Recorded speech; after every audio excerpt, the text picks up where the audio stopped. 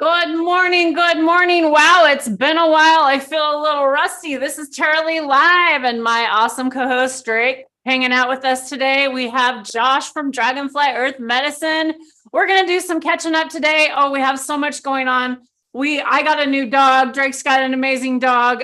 We've been gardening. I got baby chickens. Drake's got baby ducks. Josh has been up and down everywhere visiting all these farms. He's got the farm growing himself. Kelly's been out. We're going to hopefully hear a little bit about what Kelly's been up to too. And we got this cup that's coming up in Canada. Unfortunately, I don't think that I'm going to make it, that damn border. But hey, we're going to talk about that a little bit this morning. So hey, let's get into a dab or get into a chat first thing. Yes. What do you want to do? Josh is hitting. What are you hitting on this morning, Josh? Oh, it looks like a good one. We'll let him breathe out there for a minute. Yeah. Dragon's breath, but it's our version of dragon's breath. So it's like a few different strains together, making it what it is. And it's really tasty, and it has a gassy tone to it, which I like a lot. And yeah, just enjoying. I got these males here, like some pollen today. We've been driving all around BC here and there, also being home a lot, but getting out there. We've gone to Vancouver Island a couple times, we've gone to Kelowna for an event, Unicorn Cup up by Salmo near the border, and keeping our farm alive. It's just rolling along really good for us. Well, that's awesome. I just quickly ended your stream there just because it was a little bit choppy, but your vocals are coming in great and we appreciate it. Yes, there's so much going on, and for anyone out there who has been following along or anyone that hasn't been following along, my goodness, Josh and Kelly and the fam have been busy. What are you, I mean, we were talking about it prior, but where are you currently at with your farm? I mean, it's been a crazy season. We've had lots of rain. It's been all over the place. Then it went from like spring and rain to just 40 Celsius and let's rock and roll. So how's it been on your end? What are you up to?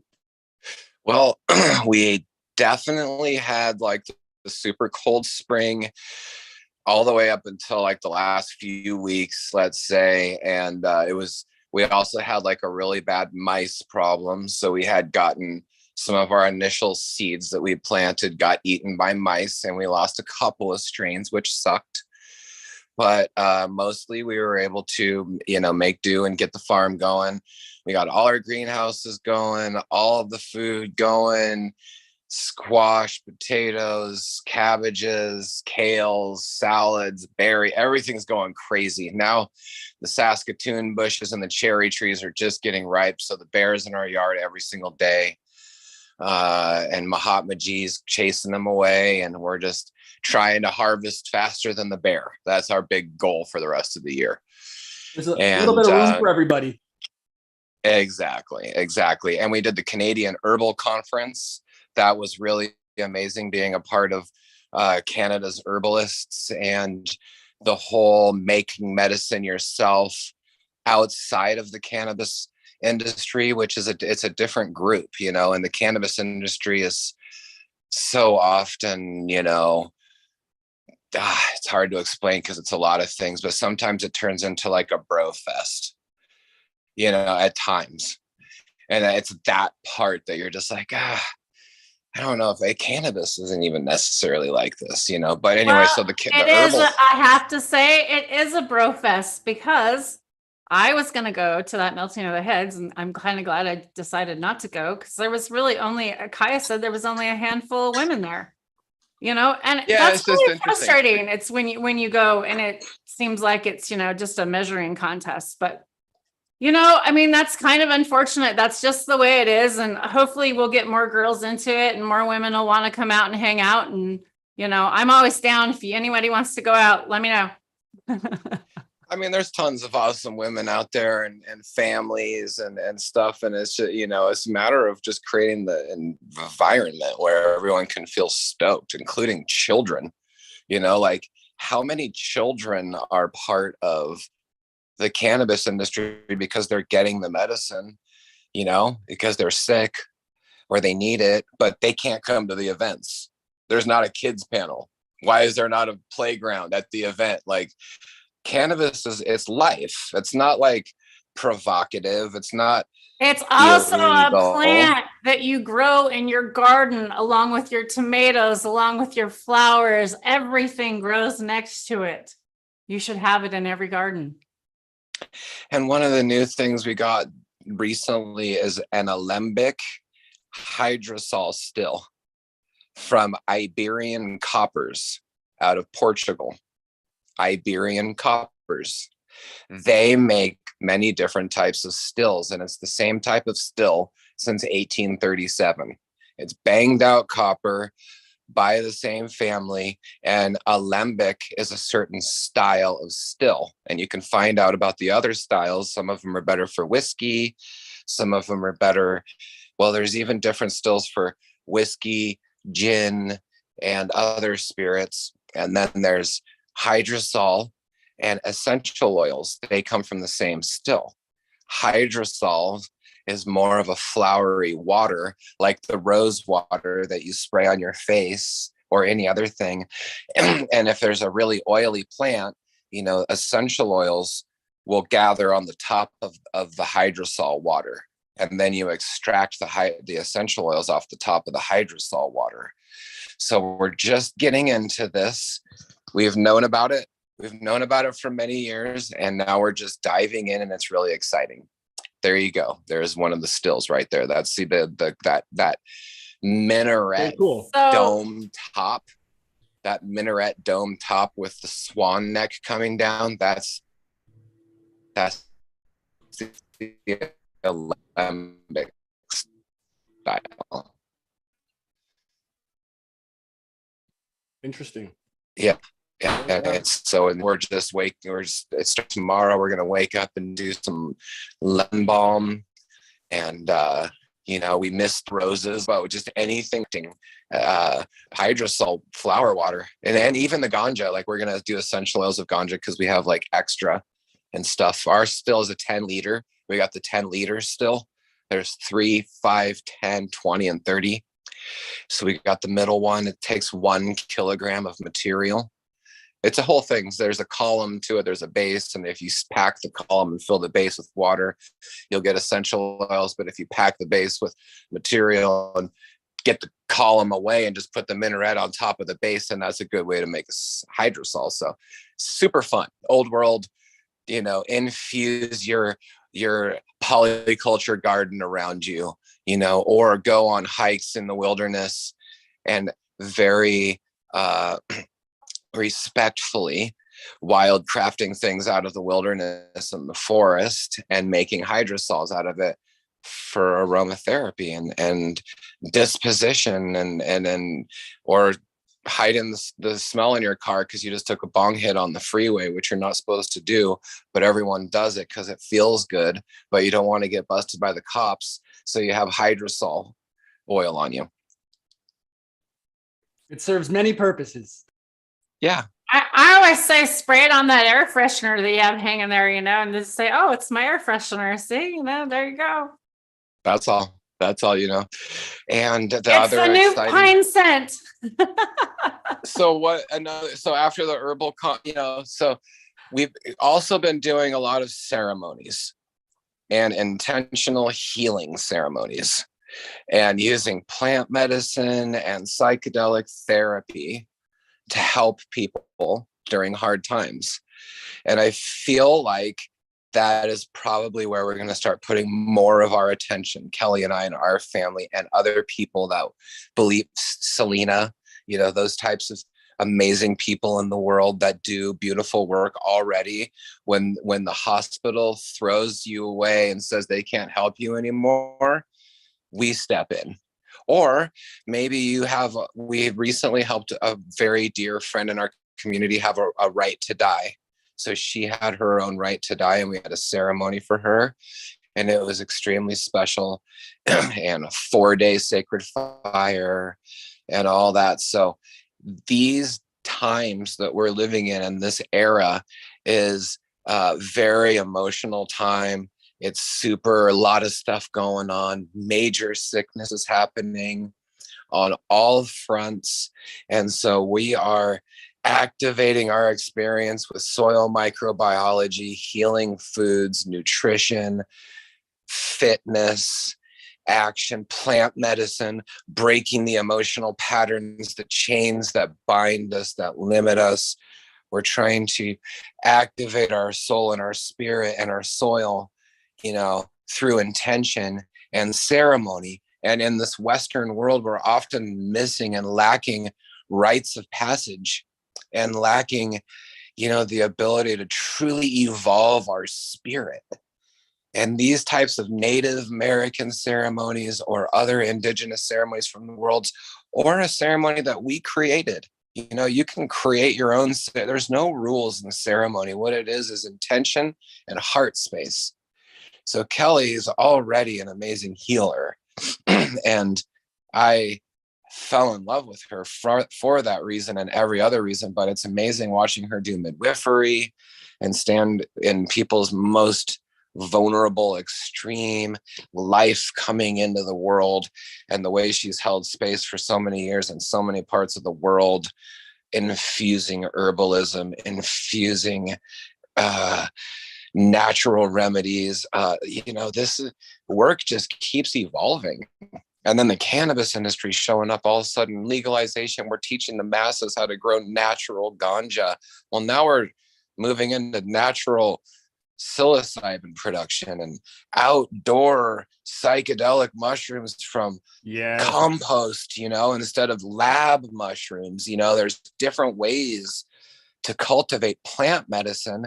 And even if you're going to extract plant medicine into a form that you make, more easily dosable, for a therapy, we're just using nature as our clinic, so excited that you like maps and their whole put a blindfold on and sit in a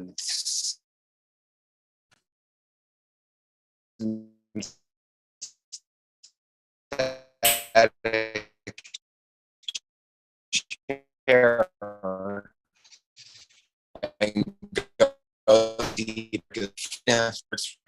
go to maps, do the power of nature and the rhythms of earth. That's the healing. And DragonFly sanctuary, where we bring people in some cases in groups, in some cases privately, and we do intentional plant medicine therapies. And now with the changing of laws in British Columbia and in Canada, there's a new paradigm of plant medicine that's now available to the masses. And so we're hoping to embody that. Go ahead, Drake. We lost you for a quick second there. That's why we stopped your camera again. You did come in pretty much right as you mentioned that what you're doing as DragonFly and providing. So I believe we didn't miss too much. So that's good. I also wanted to cue in prior and just say, part of what's so impactful in the things that you guys are doing is it pulls people that may even have similar intent and interests out of the complacency that we've been in. We get to this 9 to 5, this 8 to 4, the standard work, the eating the bad food, the not really thinking about things thoroughly and just looking at it for the whole picture. And so many things of, so many facets of what you're doing really makes people open up, and it makes your eyes just wide, and you take in this whole picture. And so I always say, you can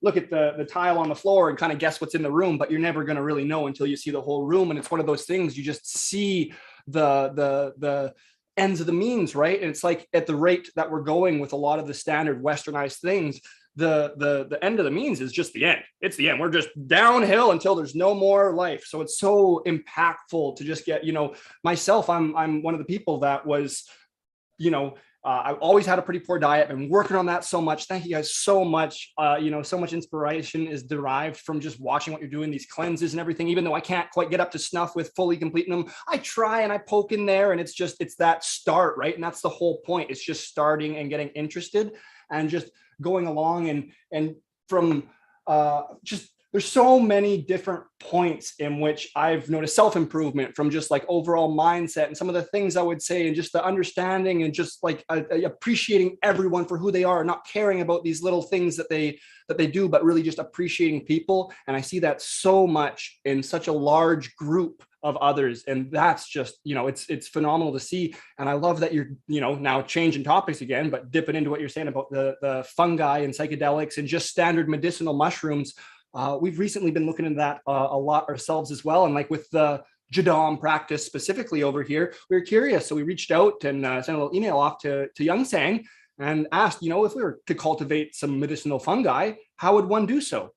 How would one use JMS to do this? The same way you grow plants was the answer.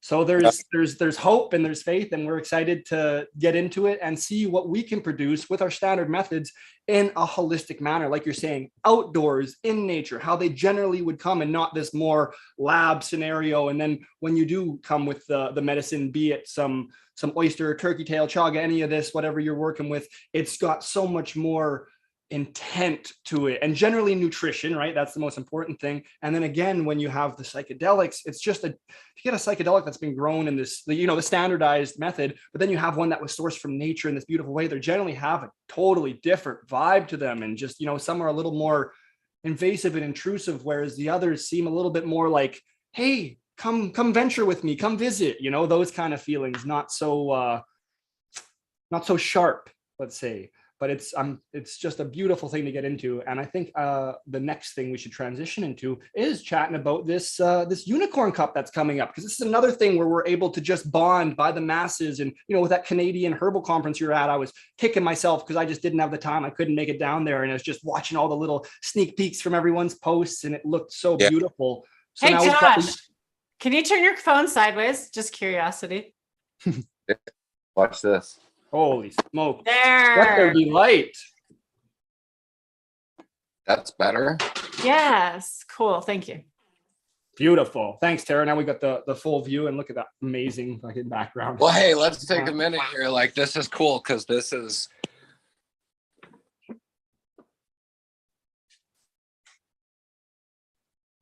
it's a Haitian piece of art from when we went to Haiti and built. Okay, one more time. Go back over. I'll be spotlighted now. Sorry. And show us that lamp after. Oh yeah, here let's get some ambiance. Here we go. There's the ambiance, but hang on.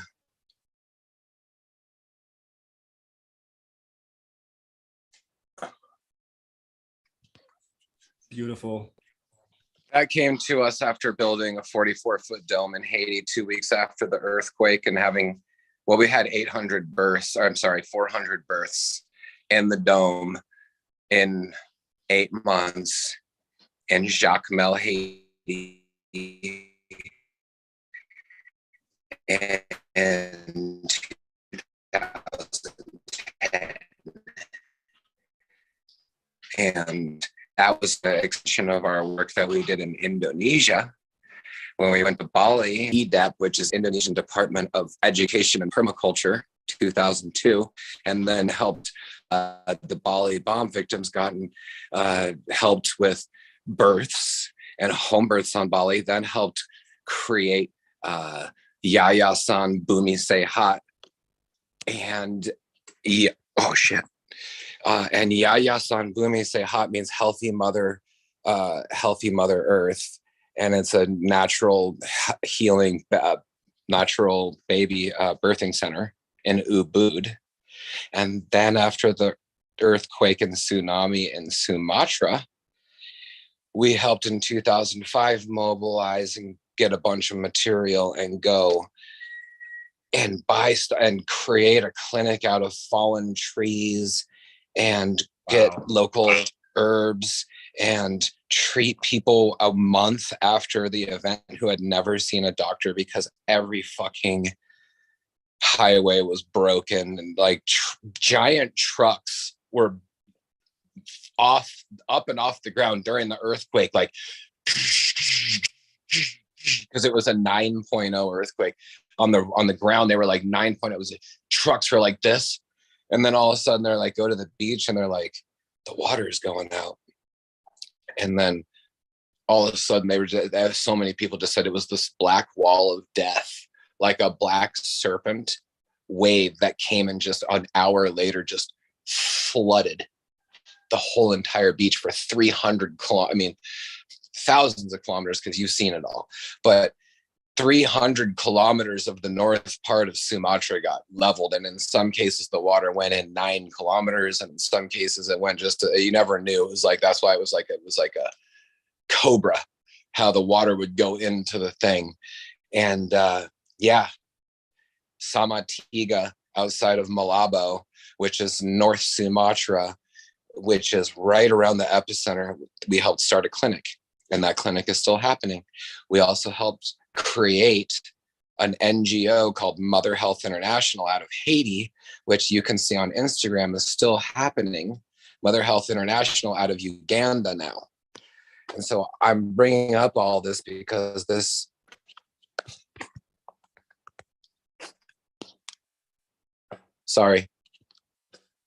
it shows that dedication to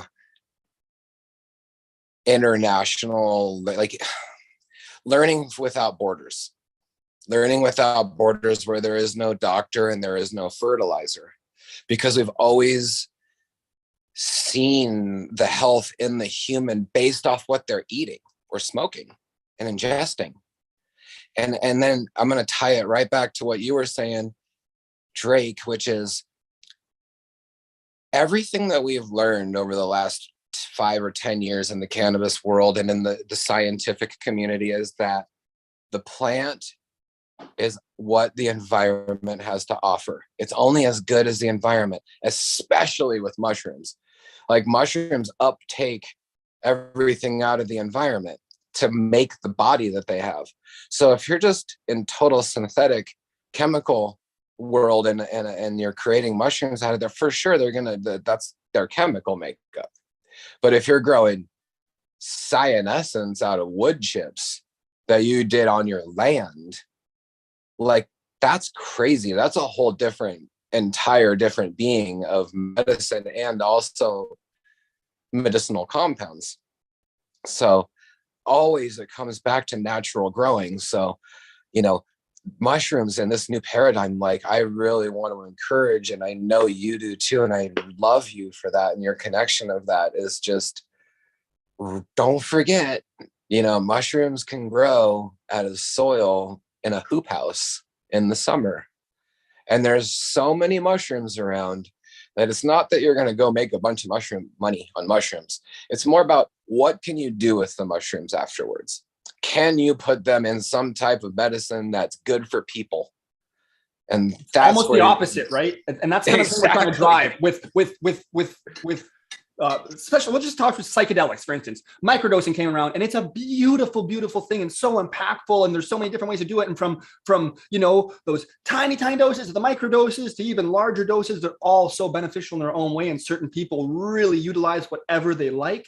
That's fantastic. Unfortunately, due to microdoses, due to pilling things up and then charging what seems like a fair rate for the experience you get, because they're just such an amazing thing. And it's like, oh my goodness, people are so used to spending so much money on like an eighth that they can plow through in a day. So it's like when they get this crazy experience from mushrooms, justify paying more. Yeah, exactly. Right. They just spend so much. But when it comes down to mushrooms, when you really start to know about them, they grow.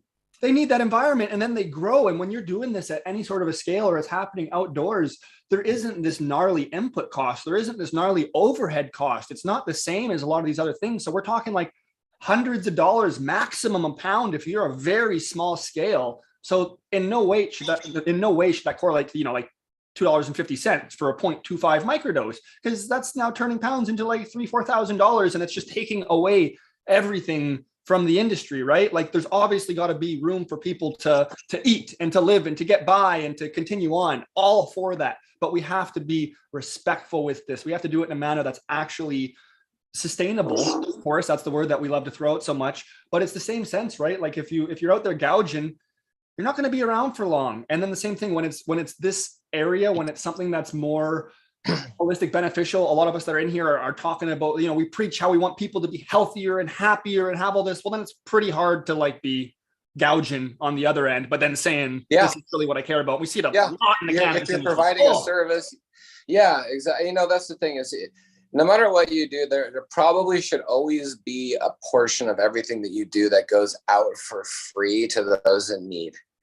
They're just, every person has a business. If they don't have some small, at least a good small, I don't know what percentage, but something has to go out. And it can be however you can like if you're in good shape and so on and so forth, you can help with your body, you can spend time, you can educate. You don't have to necessarily pull away from your little profits if you only have enough to get by. We're not saying give your money away to people. We're saying just help, be involved in the community. There's several ways. Drake's saying there's several ways to give back. Everybody has this little gift. Everybody has a gift, and you can use that little gift to give back. You know, there might be somebody that you go out and you contact today, or somebody that you're in contact with on Instagram today or Facebook or here on YouTube, and they might really need your support right now. There might be, you know, someone that you might come across today that might need a seed from you, or might need, you know, who knows? You never know. But you could really save somebody's life. You just never know. Oh, yeah. And also, like you say, it's sustainable. And yeah, like you want to do a sustainable practice. But then at the end, it brings up the whole thing of like, well, what are we sustaining? We're sustaining a broken system. So that's why we go, okay, well, we need to regenerate, right? That's what regenerative is. So with mushrooms, like when you grow them, like you just said, in a hoop house or something outdoors in the right climate, it's regenerative because it's not it's a medium that you can use afterwards. So as soon as you're done growing the mushrooms, you have all this, you have to clean it out, right? If you're going to do 2 runs or something in a summer, you'd have to clean out the manure, right? You just top dress that on your ganja or your food. All that's insane, like so good. And then also, you could have 2 greenhouses right next to each other, because a fungi greenhouse is going to be filled with CO2. And then you can have a pipe, you know, going into a ganja greenhouse right next to it. And then a ganja greenhouse pipe going into the fungi. So all of the CO2 from the mushrooms would be pumped into the ganja greenhouse. And then the ganja greenhouse oxygen could be put back into the fungi, but then at the same time, you don't necessarily you'd want to filter, you know, some bit. In an outdoor, you don't have to filter. So anyway, yeah. There's ways for exchange sure. of air. Yeah, is the point. Exactly. Getting that airflow, making sure things are working. And I've even heard of some ways where you maybe wouldn't be doing all that removing initially either. It'd be more just the harvesting in certain manners in which it always comes back. It's like the same sense as, like, say, think of sunchokes. Good luck getting rid of your sunchokes, your potatoes, right? It's kind of something similar to that. And then with the right feed, which is again just going to be ferments, or again, if you're whatever you're growing is usually the best thing to feed back to it. So however we can work that in, there should be a way to keep those kind of just ongoing and maybe transition throughout the season based off the temperature in the year as to what comes from there. But it could be more of an ongoing, like, hey, at this time of the season when things are right, you're going to get this harvest. And then after the other, you know, we were talking cover crop and companion plants before. So then maybe you'll have some other companion plants that would come in. I call them companion because if they're growing with the fungi or with whatever your main plant is, they're companions, they're friends. And then if we harvest our fungi and we grow something else, well, now it's the cover because we're growing it as a cover after. And then we love chopping it down right to plant into and dig into those holes right in that cover, as Josh was touching on prior to the show here. And it's just a beautiful way. And I think that the more we get back to our roots, the more we get in contact with roots, the more we're going to realize how we can do this in a way that's been done before. Lots of these things have happened before because we didn't arrive with this multi-billion-dollar agriculture facility that's indoors under LEDs. That's just not how we showed up here. We showed up here with much less, but we still were able to get a lot of these things to grow. And as our ancestors know, sometimes the stinky ferments make the great food. So that can be taken in a lot of different ways. There's a lot of different methodologies that we really need to reincorporate that will re-empower us as farmers, and then allow us to produce this good quality, high nutrition, and then, you know, positive intent food and medicine.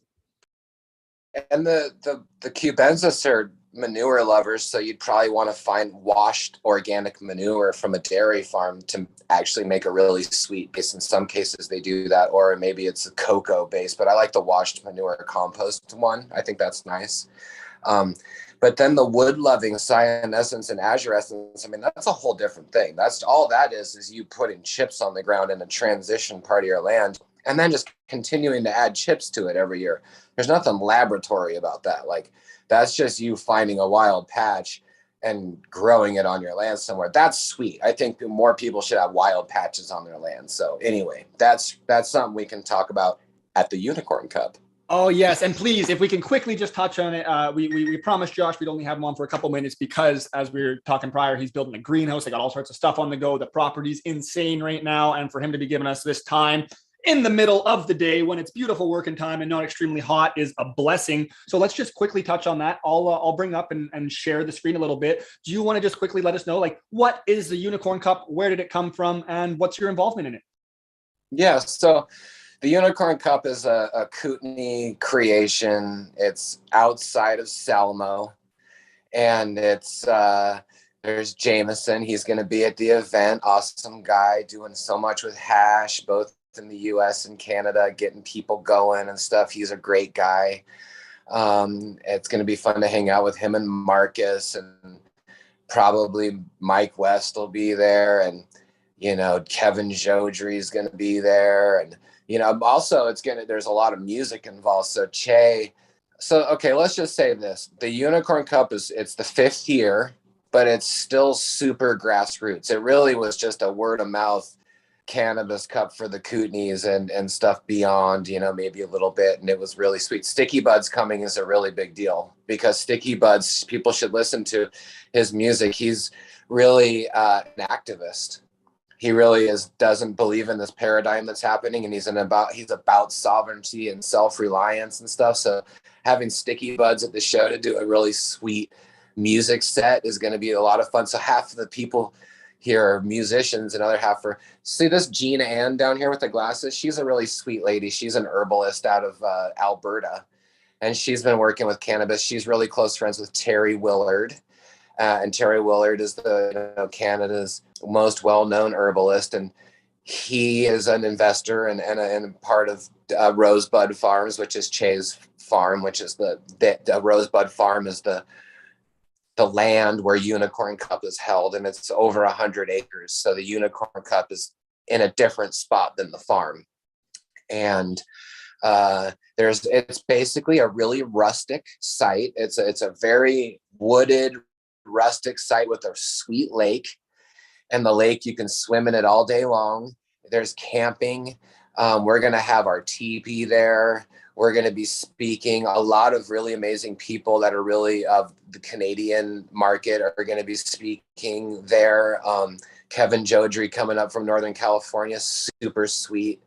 There's Che right there, and in his garden of Sarah's Secret. That's his clone that he's made, and it's a really awesome clone. And they're also doing this whole farm for solventless extraction. So that is really exciting, although the Canadian market has made it extremely difficult for an outdoor sun-grown licensed producer to actually exist. So there's been a lot of hardships in our community up here trying to make it work in the licensed area. We were just talking about that, not to take away from the cup and go on another tangent, but just, myself and my best buddy Cam here, we've been working in this industry for a long time. Yeah. It's just so sad as we get more in touch with the earth and more in love with this whole style and just giving back and the regenerative things, we just see that it's not at all accepted in the legal industry. Totally. So there's no way to it's just like so deflating. Like we're so pumped up, like doing all these fermenting and all this fun, and just seeing the plants just boosted by eating their own, like just it's crazy. It's so much fun, and they're making the herbicide, all this stuff, and then we can't do any of it because Canada's crazy regulations. Like, I mean, USDA is a little better, but it's so disheartening overall. But we get to see farms like this, like Che's farm, and it's inspiring because, as you said, there's a lot of things that still need work, but at least we have something. There's a path being carved that we can participate in. But the way we need to go forward is we need to get out in our communities and our small areas, and we need to go to events, and we need to host events, and we need to show people what it's like. We need to be on the ground on doing this stuff, not just here on social media. We need to be out in our communities and hitting that hard. I went to a dab thing just at our local dispensary, and it was a great time. It's a really late at night. I wish they would have it at a different time, but hey, that's when the dispensary can have it. That's when they're closed. So So that's one thing that it's really important that as cannabis people that we're showing people in the community that, hey, it's not a bad thing, that this is what it's like. These are people who we really are. So as we get out more and more, we want to also support these smaller farms, these smaller people that are not being supported by the capitalistic people out there. We all know the way to save money is to pay less taxes. So how do you pay less taxes? You go straight to the people and you don't pay the taxes. Think about that. You really need to support the small people. Go to your small local farmers markets. Even go to your local farmers market and meet the farmer and then go to their farm. Even better yet, go directly to them. Help them out.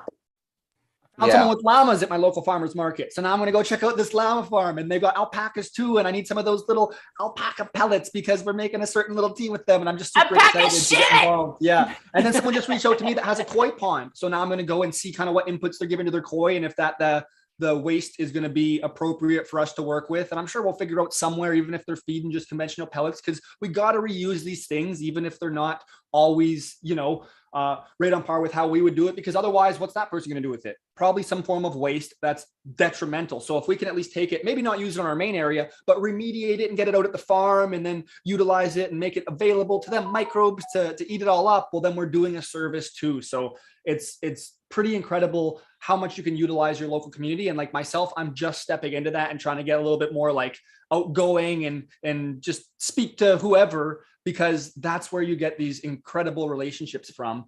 But please, Josh, if you want to continue on just in regards to the Unicorn Cup and what's going on there, you got the TP coming up. I can't wait to see that. I've always yet to miss the events where you've got the lovely TP. Tara's always there. Looks like we're trading off because unfortunately Tara might not make it, but we'll see. I'm still giving her the poke, so we may get her down there last minute. We just don't know. Yeah. It's a rustic, wooded, space where we're going to be able to be really intimate with each other. That's going to be the best part about it. It's going to be the intimacy of it, being able to really look. There's Shannon Ross. Go up in the middle, go up a little bit, middle. Shannon Ross. She's really sweet. She's a local here in the Kootenays. She's helped some important, powerful woman in the area who does a lot of really great work. And you see how it says antidote processing on the bottom? Antidote processing is a new processing facility that's opening up here near Nelson in a place called the Junction. And there's some really awesome local old school family that had put together a board and created this antidote processing. So they're going to be a solventless extraction facility that's able to buy cannabis from micro farms in the Kootenays and sell it. And they're going to have products, and it's all going to be solventless and it's sweet. There's another one, Brishna, in the middle, is to bring in the ladies. Brishna is part of Whistler Technology. She's Daniel and Brishna's partner. They're just incredible people. They're just super intelligent, really smart. Marcus knows them, super close forever. Everyone of us in this area that has been involved are friends with them, and they have a farm now called Earth Wolf Farms, which is right on the verge of being pure certified as well. And they're in Lillooet, which is a very sunny part of British Columbia. And Brishna's sweet. She's amazing. She's from Afghanistan, and she lived her whole entire beginning childhood in Afghanistan and has, amazing stories to tell. And then just really excelled in life. And I think she went to McGill. I forget which university, but went to some university. Daniel and Brishna, amazing people. And I could go on and on about, everyone we're seeing here. We're seeing a lot of really good music, and again, it's going to be fireside chats. It's going to be swimming in the lake together. It's going to be doing dabs, bringing hash bags and solventless stuff. I'm going to bring my just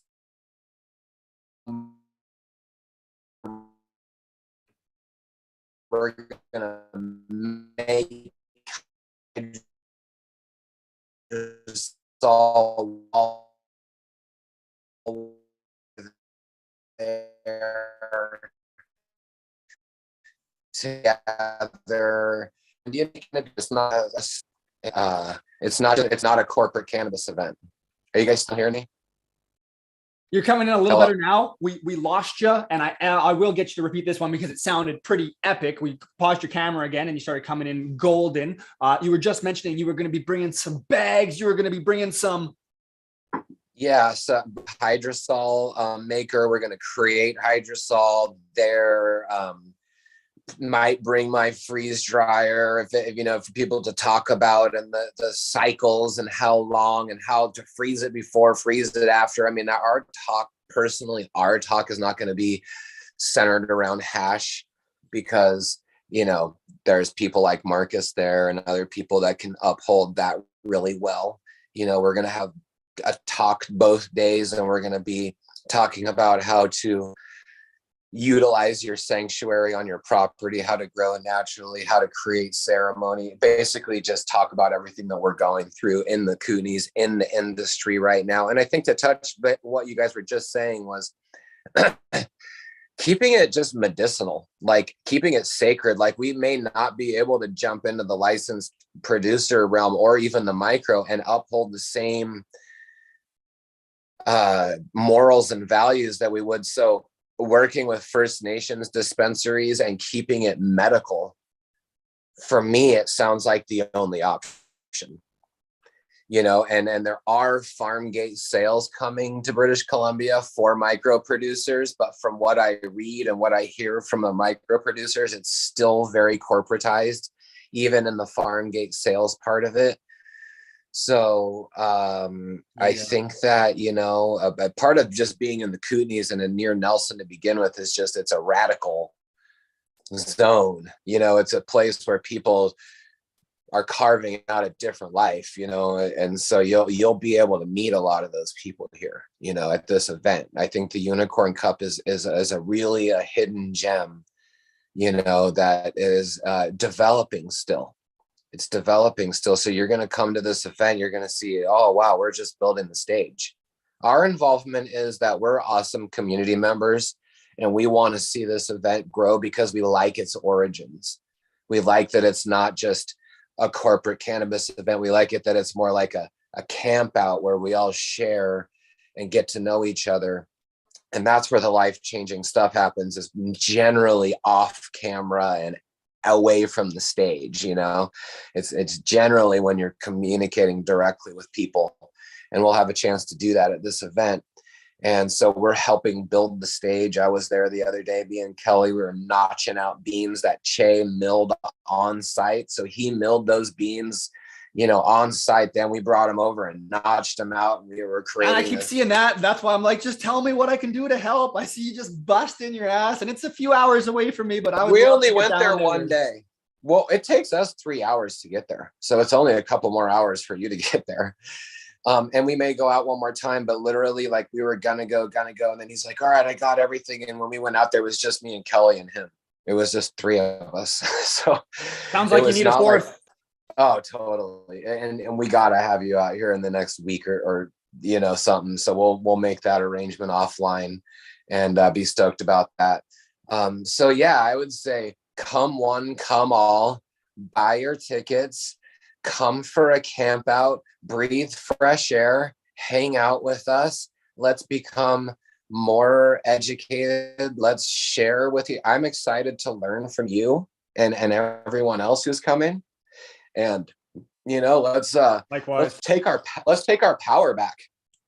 This whole thing of this medical paradigm, it's all about just this disempowerment. It's the antibiotics, it's the whatever it is. It's all a disempowerment that you can't do it on your own. You're like, bullshit, I can do it on my own way better than fucking anything that you're providing. So guess what? That's what I'm gonna do. And that's what this event is about. It's about doing it yourself. Just do it yourself. Doesn't mean do it yourself. It just means do it yourself. Create community. Sometimes family isn't just blood. Sometimes family is something that you created based off the people you loved and appreciated. And those are people like you, for me, I've created you to be like family to me, because I appreciate you and what you do in the world. And I love that you have a moral compass, and I love that money isn't your number one focus, because that loses the ultimate. You still hear me? We still got you. Anyway, yeah, just I appreciate you guys. Thank you. Thank you for being who you are. We are making the world a better place. We're helping, we're helping make the world I a would better say place. you guys have played a huge role in modeling who we are now and who we're turning out to be, right? Of course, I see it with Tara. She inspired me. Tara, like we met at the regenerative conference online. Tara was just being an amazing person. She had no affiliation. She had nothing to do other than wanting to go there and meet people and heal. That's Tara's thing. She was healing, and she actually cared about community and people. She's not there to make money and sell a product and come up with something like, what are we doing here? Buy my hat. Like, no, it's just, she's there to heal. She was online. I got a ticket online because, again, Canada and being a recluse, I didn't make it out there. But this person online just started being so nice to me, and they were chatting in the comments and having a good time. And, I'm always trying to do the same thing and get the community to chat with each other and just spread nice, people always like to start talking some crap, and you just do your best to fix that.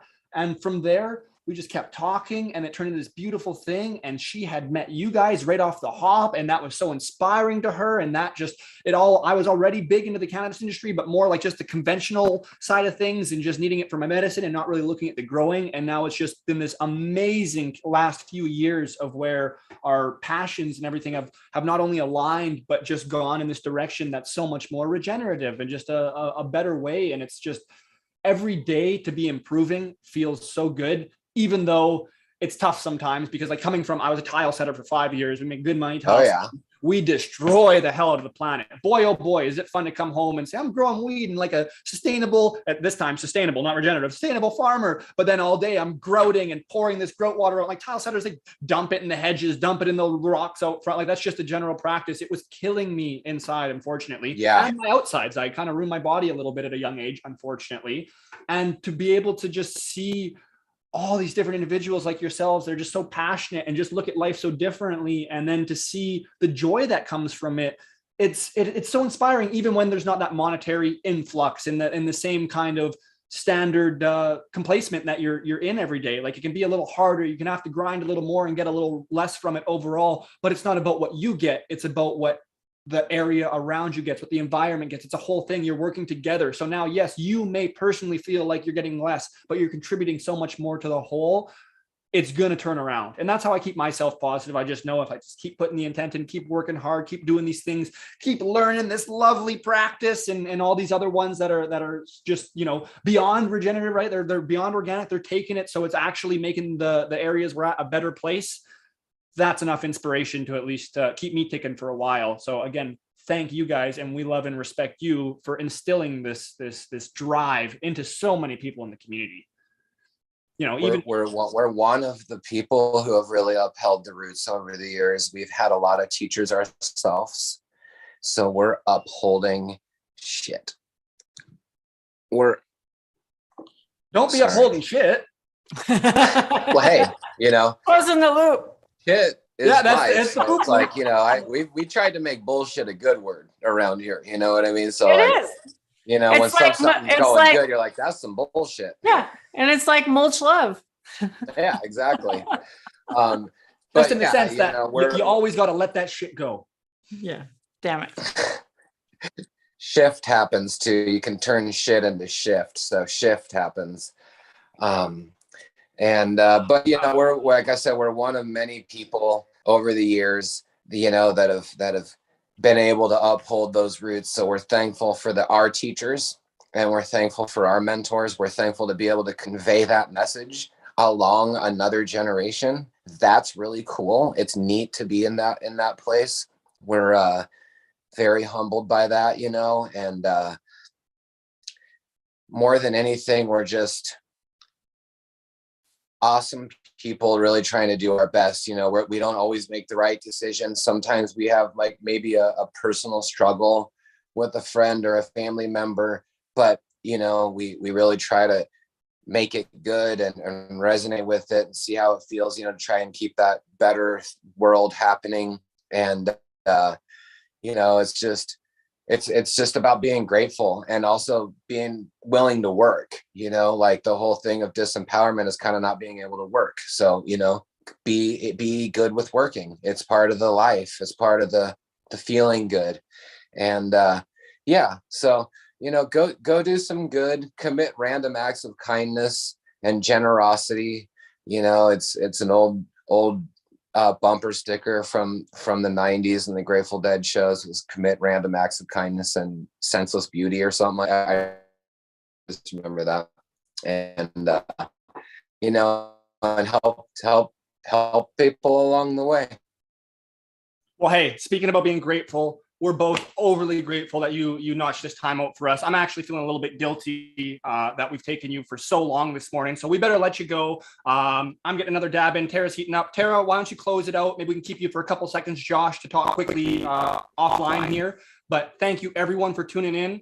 Much love, mulch love, all the fun stuff. Peace and love from me. And Tara, take it away. I was just gonna dab one out. So, do you want to finish this out? I just heated up, and I'm here. Me miss my dab. I don't think you're gonna get either one of us fighting too hard on that. I don't want to miss this dab. We're making a lot of good hash strains this year. I got my brother Kush Kirk's Lemon. Sorry, Josh, didn't mean to talk over you. Talking about good hash. I got some of those Kush Kirk seeds you sent up. We got a bunch of Turp Lizard seeds. Everyone's got to know about Turp Lizard out in Michigan. He's doing amazing stuff. Big up Connor. I was talking to Ganja Gil the other day, and on the whole thing of money is not the ultimate payment. I mean, we were just talking about, sometimes it's just your quality of life that is the actual payment at the end of the day. So, if you're focusing only on the dollar, of course we need money. No one's saying we don't need money. What we're saying is it's not the be all end all. So big up Ganja Gil and getting out on the paddleboard, making his community happy, growing weed. Big up to all the hash makers and the medicine makers and the people who don't give a fuck and do it themselves. Big up. Exactly. And big up to Kush Kirk this morning. I'm smoking your hash, brother. I appreciate all your hard work in that beautiful garden. I appreciate it. I appreciate your medicine. It's nice and clean, and I enjoy it every morning. So thank you. And thanks everybody for tuning in today. We had Sammy Sizz in the house. We had Stony Baker in the house, Mark Hogue. We had Rocky Exotics. We had, oh my God, so many people came in. We had Bingo Lombardi. He was in here earlier. Lemon Hoko, thanks for being here. Cascadian, he's by. We got Laura Camp's been by. We got Shree that was in the house. If I missed your name, so sorry. We had Worthy Buzz up there. Really appreciate you guys coming by, and we will see you on the next live. I don't know when we're going live.